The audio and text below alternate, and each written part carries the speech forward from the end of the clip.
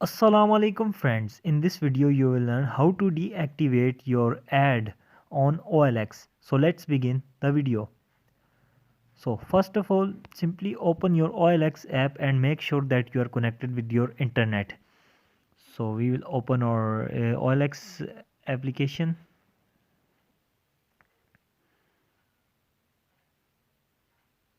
So downward there is a option of my ads. You will simply go to my ads.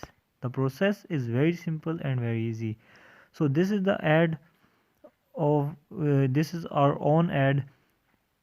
So at the top corner of the ad there are three dotted line. You will simply tap on three dotted line.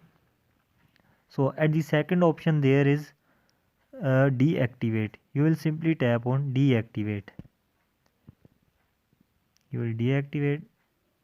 So this ad has been deactivated. So if you want to activate, you will tap on three dotted line. So this is the disable option. You will tap on disable option, and there is a republish. You will simply tap on republish. So you will tap on next, post now. So you will end here. So this ad has been republished.